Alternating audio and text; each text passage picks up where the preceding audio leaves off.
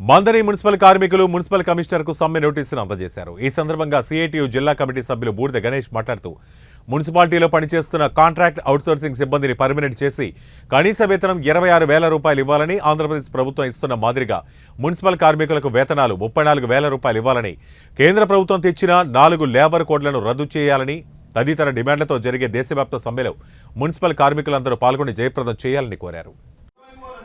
ఈ దేశంలో ఉన్నటువంటి అన్ని కార్మిక సంఘాలు, రైతు సంఘాలు, వ్యవసాయ కార్మిక సంఘాల పిలుపు మేరకు ఫిబ్రవరి 16న దేశవ్యాప్తంగా కార్మిక వర్గం, రైతులు సమ్మె చేయడం జరుగుతుంది.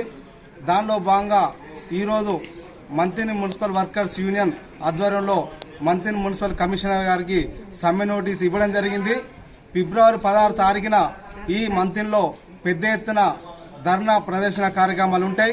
కేంద్ర ప్రభుత్వం అనుసరిస్తున్న కార్మిక ప్రజా వ్యతిరేక విధానం అనుసరిస్తూ అన్ని కార్మిక సంఘాలు తమ యొక్క డిమాండ్లను ప్రదర్శిస్తూ పెద్ద ఎత్తున దేశవ్యాప్తంగా సమ్మె చేయబోతున్నారు. ఈ మధ్యకాలంలో కేంద్ర ప్రభుత్వం కార్మిక వర్గం మీద అనేకమైన దాడులు పెంచింది.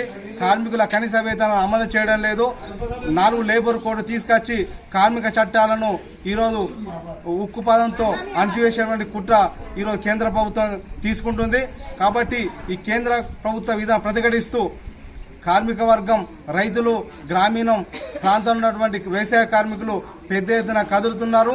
16 తారీఖున గ్రామీణ బంద్ జరగబోతుంది. కాబట్టి ఈ సమ్మెలో ఇక్కడ మంత్రిని ప్రాంతంలో ఉన్నటువంటి కార్మికులు, రైతులు, వ్యవసాయ కార్మికులు పెద్ద ఎత్తున పాల్గొని ఈ యొక్క సమ్మెను జయప్రదం చేయాలని ఈ సందర్భంగా కోరుతున్నాం. నా పేరు బూడిద గణేష్, సిఐటియు జిల్లా కమిటీ సభ్యులు.